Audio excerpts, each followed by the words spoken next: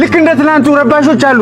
በደንብ ጽፌያለሁ። ያው ቅጣቸው ምንም ቢያድግ ጊዜ ቢደጉም አብሮ የተማረ አብሮ የተላፋ ጎዳና ሲወጣ አኳኩሉ ብለው እንዴት አይፈልጉም?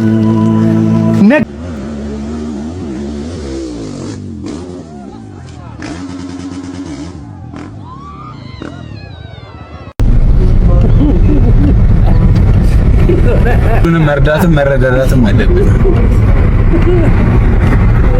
እዚህ ነው ሰፈርሽ? ምን የሚሸት ነገር አለ? ምንድን ነው የሚሸተው? መንገድ ላይ የሚያደርጉት እኮ ነው። እኔ ራሱ አሁን ቅድም ምሳሌ እየሸተተኝ ነበር። የሚገርም ኧረ ብራዘር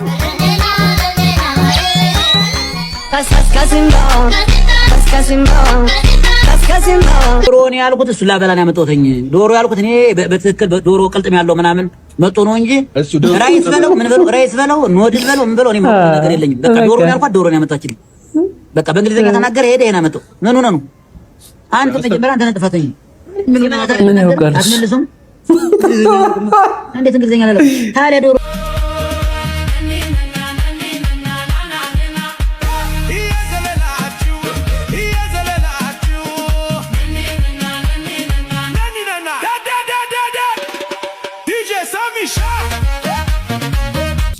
ሰላም ዩቲዩብ እንዴት ናችሁ? ሰላም ናችሁ? ሰላማችሁ ይብዛ። ዛሬ በአዲስ ቪዲዮ ተከስተናል። እናንተን ያስተምራል እንዲሁም ፈታ ዘና ያደርጋል ያልናቸውን ቪዲዮዎች ሰብሰብ አድርገን ወደ እናንተ ይዘን መጥተናል።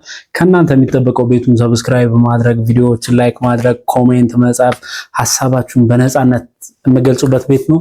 ግን ቤቱን ሰብስክራይብ እያደረጋችሁ አይደለም። ሰብስክራይብ አድርጉ። ቪዲዮውንም ስታዩ ላይክ አድርጉ። ላይክ እናንተ ስታደርጉ ቪዲዮ ወደ ሌላ ሰዎች ይሰራጫል ማለት ነው እና ይመቻችሁ። የመጀመሪያ ቪዲዮ የሚሆነው ሰኔ 30 እንደመሆኑ መጠን ያሲኖ ሰኔ 30 ሽክፍ አድርጎ እስኪ ወደ እናንተ ይዞ መጥቷል። ያሲኖን አይተን እንመለሳለን። ይመቻችሁ። ዛሬ እኮ ሰኔ 30 ነው። መምህር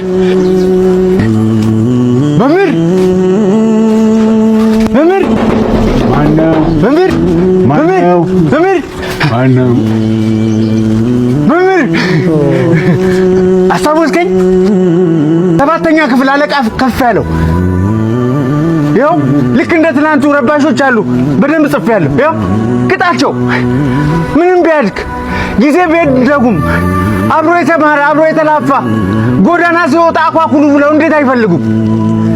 ነጋላሉ ነክተው ግን ባልሳሙ ልጅነት ናፈቀኝ ለዛና ቀለሙ አኩኩሉ በሉ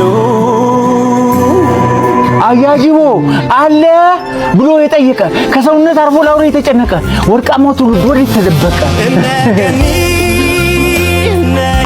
አደግን የእድሜ ጣራ ወጣ ሳንደበቅ እንኳን በአውራ ጎዳና የሚፈልገን አጣ። አደግን እድሜም ኮበለለ ፊደል ካስቆጠርከው አባከና ብሎ የጠየቀህ አለ የለም። ኤክስ አንተና ማህደር አንድ ወንበር ላይ ነበር አይደለም የምትቀመጡት? ማህደር ይቅደም በወሊድ ምክንያት አረፈች በቀደም እሷ በተረፈች ፈሶላት የኔ ደም የዋ ማህደር ነጭናጫዋ ማህደር ጎበዟ ማህደር እሷ አታውቅም እንጂ እኔ ወዳት ነበር በህይወት ብቻ ሳይሆን አርፋሽ ነኝ ለመንገር አንተ ግን አረጀ ማርጀት ግን ይመቻል። አኳኩሉ ህይወት ፈላጊ ከሌለ መደበቅም እኮ በጣም ይሰለቻል።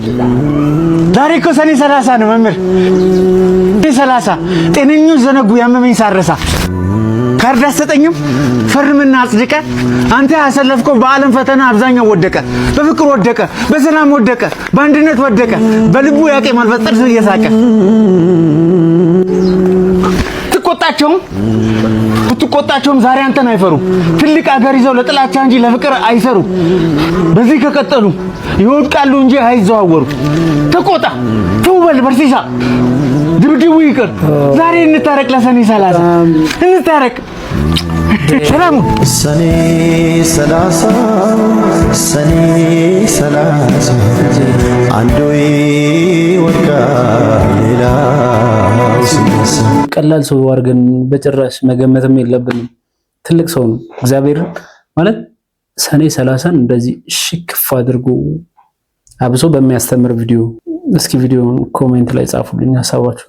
እኔ በጣም ቃላት ራሱ አጥቻለሁ። እናንተ እስኪ የምትሉትን ኮሜንት ላይ ጻፉልኝ። ቪዲዮውን ላይክ እያደረጋችሁ ቤቱን ሰብስክራይብ እያደረጋችሁ እንደዚህ አይነት የሚያማምር ቪዲዮዎች ይዘን እንመጣለን ወደ እናንተ ወደ ተመልካቾቻችን። ወደ ቀጣይ ቪዲዮ እንሄዳለን። በዚህ መሃል ግን ያሲኑን አድንቁ፣ ኮሜንት ላይ ጻፉልኝ ስለ ያሲኑ ይመቻችሁ። መጀመሪያ ቅልጥም የሌለው ዶሮ ታውቃለህ? ገጠር እኔ ቅልጥም ያለው ዶሮ ነኝ መሰለኝ ከሩዝ ጋር ሬት በለው ነበር። ምን አገባኝ? አልከፍልም። እናቴ ትሙት አልከፍልም። ያማል እንዴ ሩዝ በልቼ 700 ብር እንዳከፍል ዶሮ አላልክም? ዶሮ አለበት ቦታ አላልክም? እንዳከፍል አላልክም? መጀመሪያ እኮ ተረዩ በላኩ አይደለም አላልክም ወይ አንተ አላልክም? ዶሮ አለ ዶሮ የታገዘ ይችላል እንደም ምንድን ነው ያዘዝኩ? ምንድን ነው ያዘዝኩ? እኔ እንጃ አንተ ምንድን ነው ያዘዝኩ? አይ ቺክን ነው አዝዤ ነበር የመጣልኝ ነገር ግን ሌላ ነው። እና ቺክን ታዲያ ምንድን ነው? ዶሮ ነው እንዴ? ዶሮ ነው ያልኩህ። እኔ ምን አገባኝ? የተከታተፈ ዶሮ ምን ከዛ በኋላ እኮ ነው ዶሮ የሚባለው እንድንሰማ በኋላ አይደለም ሌላ ነው የምታመጣው። ዶሮ የሚባለው ነገር አይደለም ባቢ። ምን ሆነ ነው? እኔ ሰማሁ እኮ እንደዛ ብለህ ማርያም እና ዶሮ ወጥ ብተት ምናምን ቅልጥም ያለው ምናምን ነው እንጂ እንደዚህ ነገር አይደል እንዴ? ይኸውም ደግሞ ከሩዝ ጋር እኔ ምን አገባኝ? 5 ሳንቲም አልከፍልልም። እንዳከፍል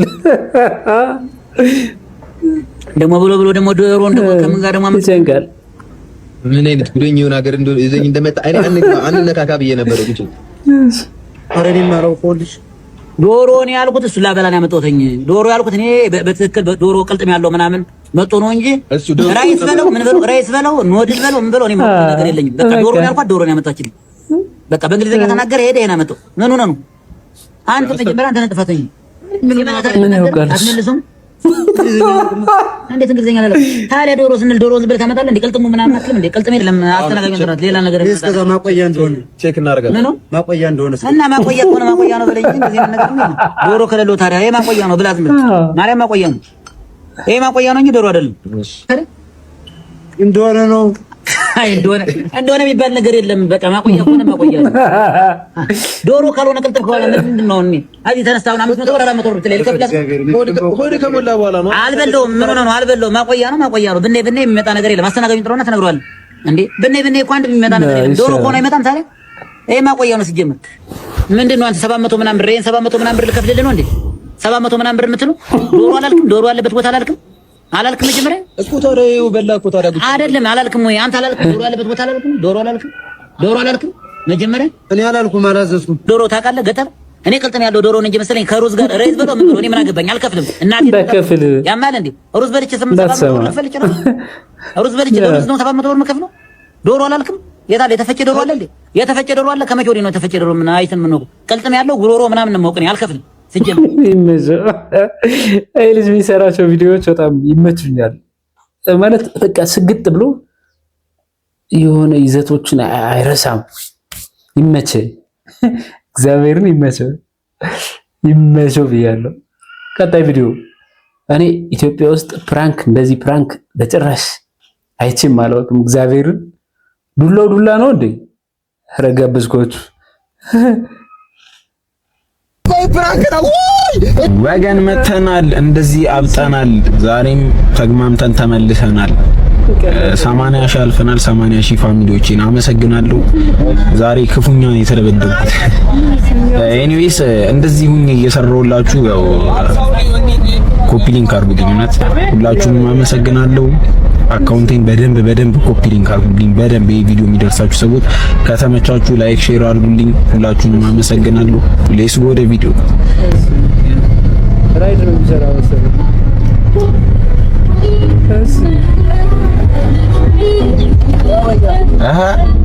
ሰላም ነው። እንዴት ነሽ? ነይ ልሸኝሽ። እስከ ጫፍ ነኝ እኮ ነይ ግቢ፣ ችግር የለውም። ካላስቸገርኩሽ። ኧረ ነይ አባቴ፣ አንቺ ነው የምፈልገው። አመሰግናለሁ ወንድሜ። ኧረ አያሳስብም ትላለህ ሰው አይረዳም። ኢንሳዳ አመሰግናለሁ። ኧረ አያሳስብም አባቴ።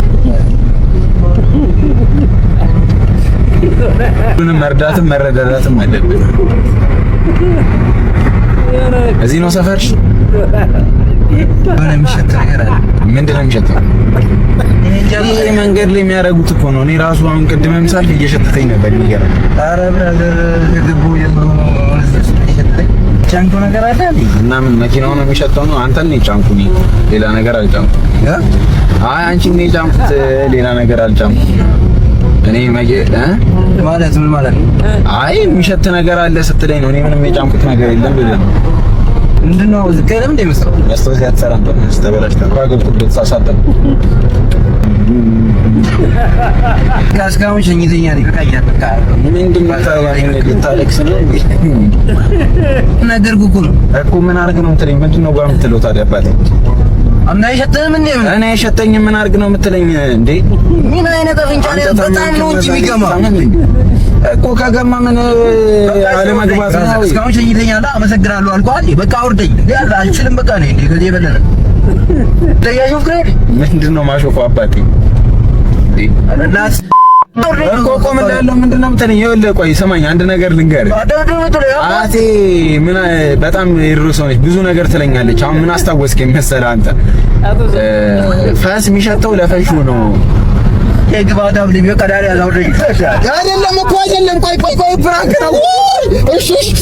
እሺ ማርያም እሺ የግባታም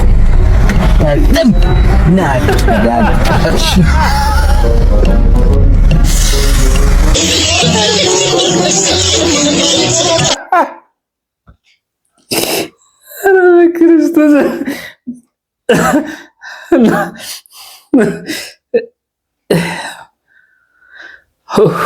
ምን ማለት ይችላል? እግዚአብሔርን በደንብ ነው በቦክስ የጠለቀለት። እስኪ የእናንተን ሀሳብ ኮሜንት ላይ ጻፉልኝ።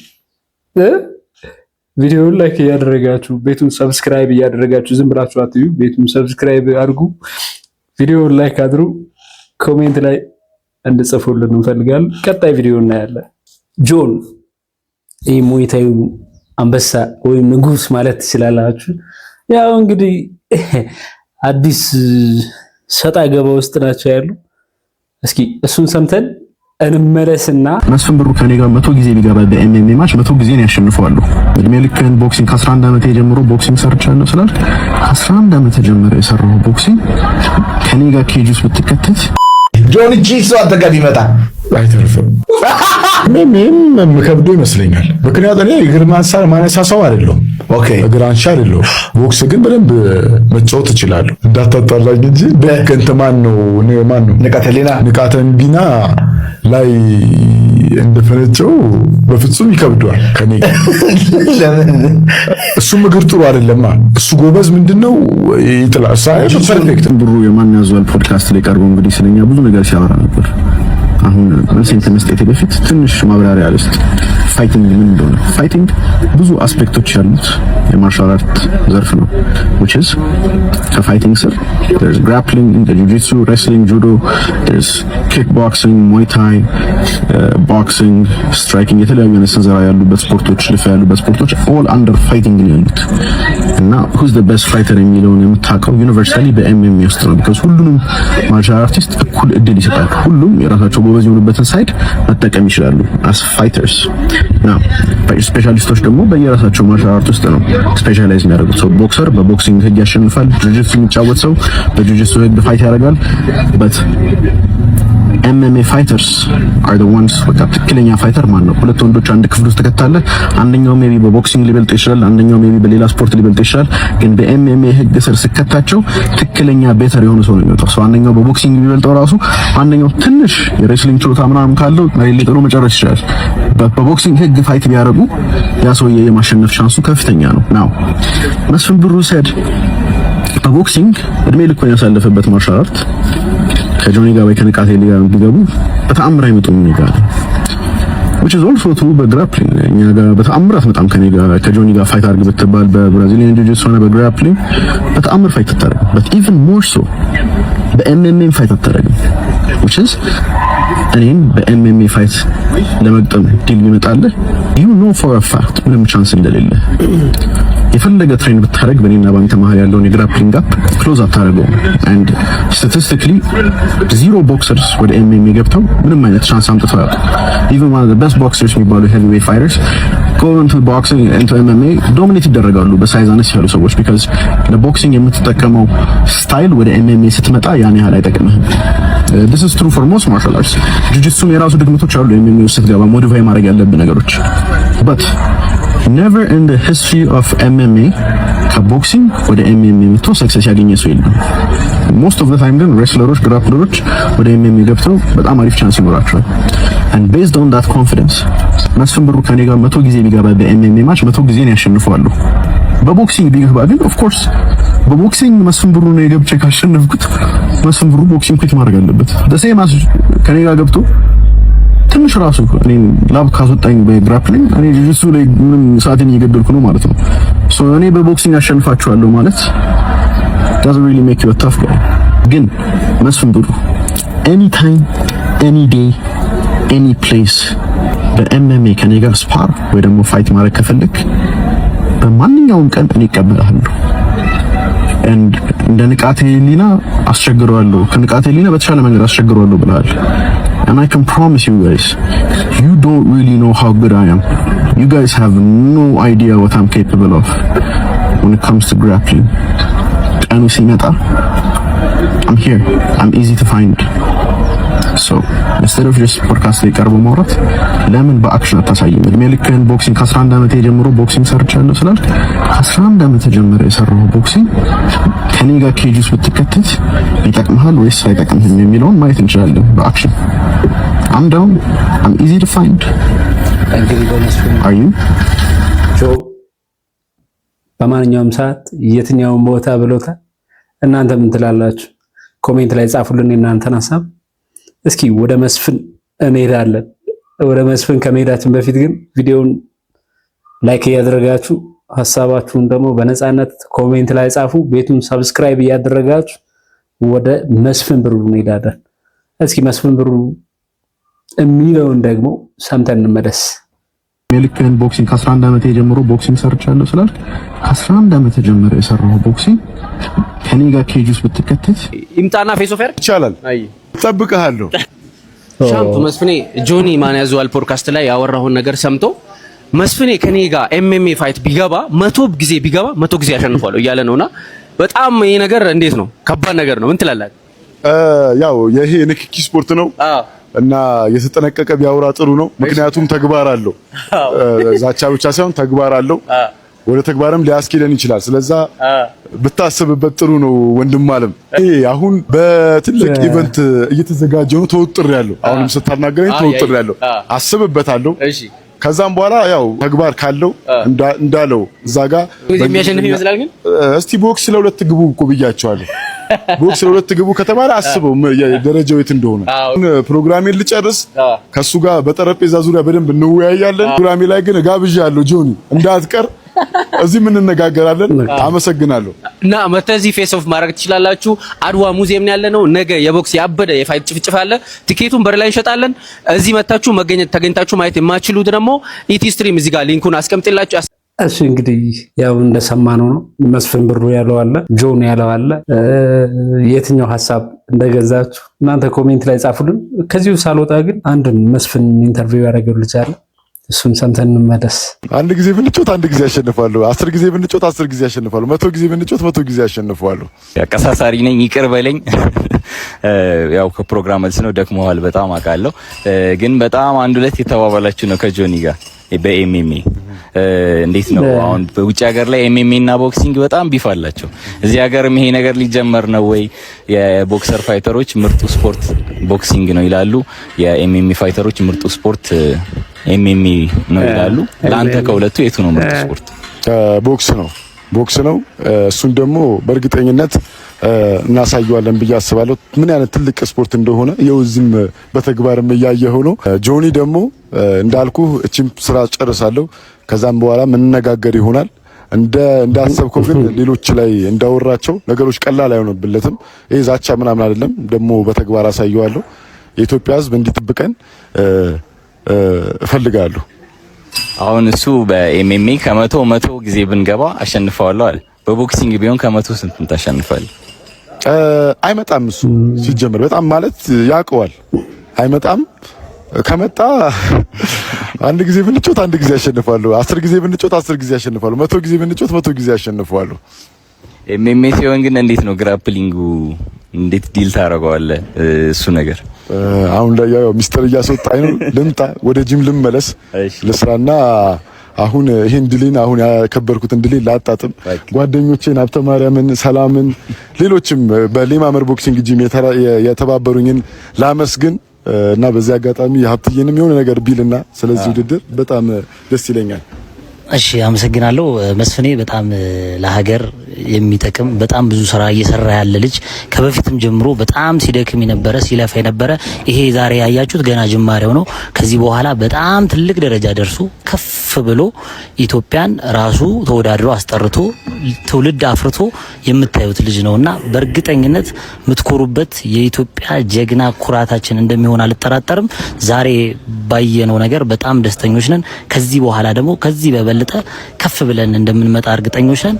መስፍኔ እንኳን ደስ አለህ። ደስ ብሎኛል በጣም እንደሰማነው ነው። እሱም ያለው ጆን ካሎ ጋር ያው ስናነጻጽረው አንድ ነው ማለት በኤምኤምኤ ጆን 100 ጊዜ ቢገባ 100 ጊዜ ያሸንፈዋለሁ ብሏል።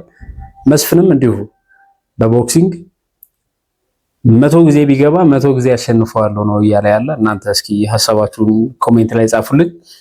ማን ምን ነው ምን ያጋጥመዋል የሚለውን ነገር እነሱ ያው እንግዲህ ቀጠሮ እየያዙ ነው። ቀድመንኛ እንያዝ ብለን ነው እና ወደ ቀጣይ ቪዲዮ እንሄዳለን። ቀጣይ ቪዲዮ አሁን እነ መስፍን ብሩ ያዘጋጁት ቪዲዮ ነበር መሰለኝ። እሱ ቦክሲንጉ እሱም ቦክሲንግ እስኪ እንየው።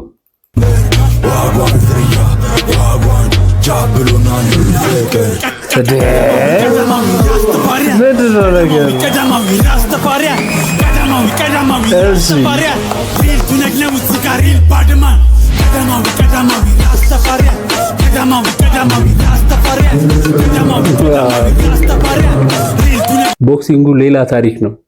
ይሄን ቦክሲንግ እንደዚህ ተዛዝተው ነበር ሄዱ አይደለ?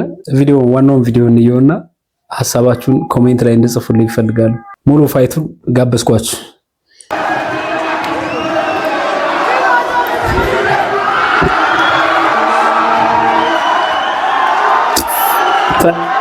እዴ አገባብ ዝጠላም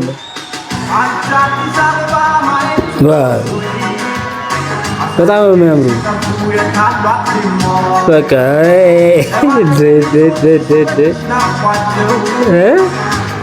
ሌላ ታሪክ። በነገራችን ላይ ቦክሲንጉ ሌላ ታሪክ እየገባ ነው። ደስ ይላል። እንደዚህ ታለንት ያላቸውን ልጆች ሲወጡ ደስ ይላል። አብሶ ገብተውን ብር ነው የሚሰሩት እና በጣም ደስ ይላል።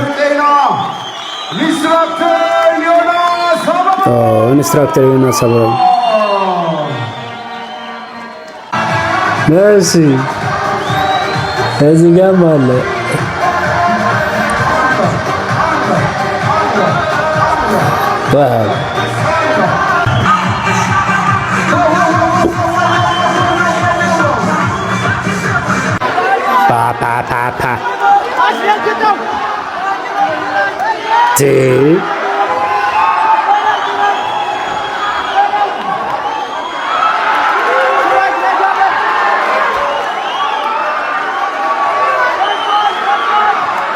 እንደ ረጅሙ እኮ ግን በቁመት በደንብ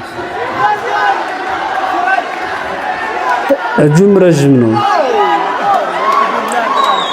የሚሰነዝረው ዱላ አጭሩ አሪፍ ነው።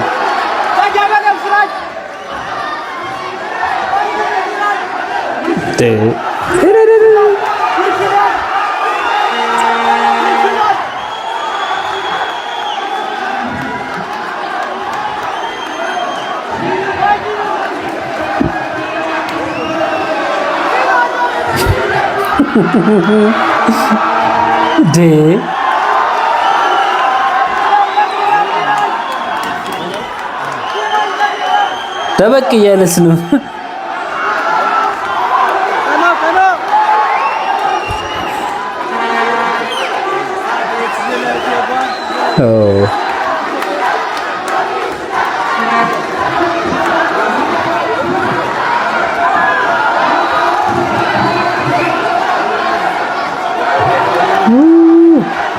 ታነሰበት ባክ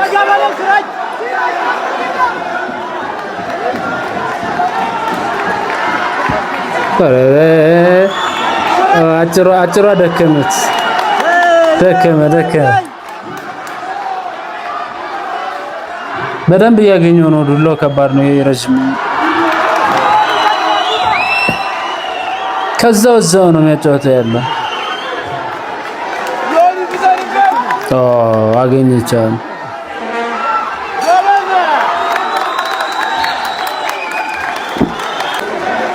ይለያል እንደ በጣም ነው የሚለይ።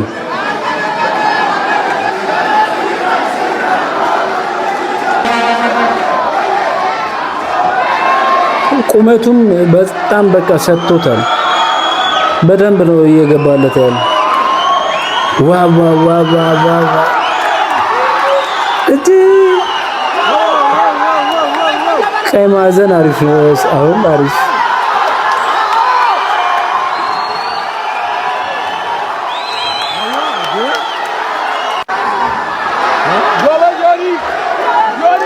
እየተንቀሳቀሰ ነው እየተጫወተ ያለው።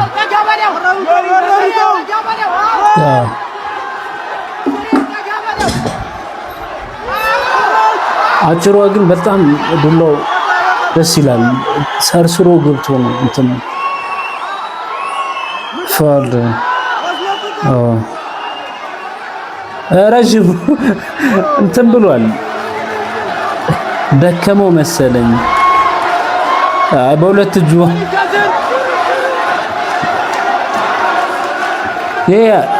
ቀይ ማዕዘን በጣም ጎበዝ። ዱላው ከባድ ነው። ቀኝ ግራ ነው።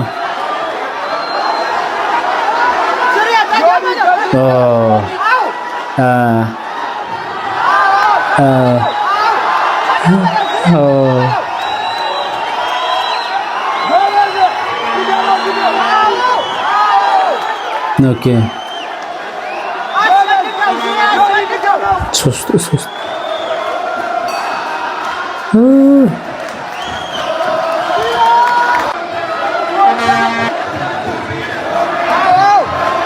ደስ የሚል ነው ግን እግዚአብሔር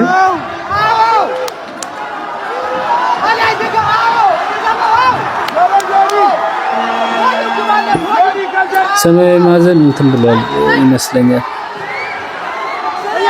ከጀርባ ነው የመታው። ፋውል ነው ፋውል ነው።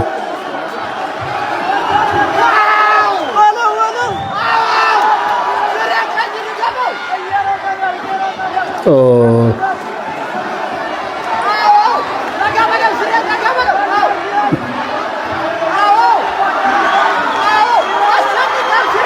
ቀይ ማዕዘን አልተቻለም።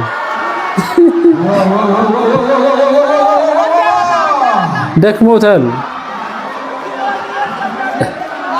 አረንጓዴ ሰማያዊ ማዕዘኑ በቃ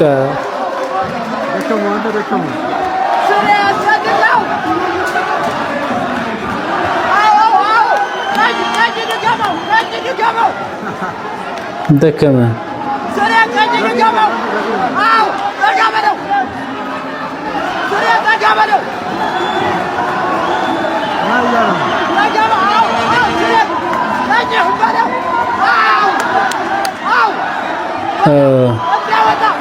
ሁለቶችም እረፍት ያስፈልጋቸዋል።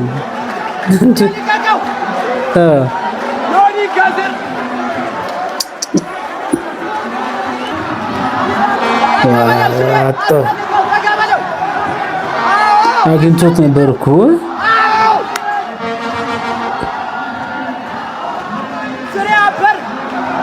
ከስር ነው የሚገባ። ግን አይገርምም? ቀይ ማዕዘን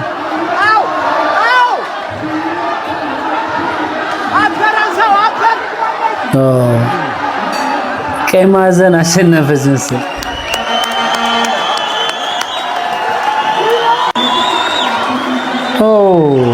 አሸናፊ ሁለቱም ናቸው። በመጣልን ውጤት አሸናፊ ሁለቱ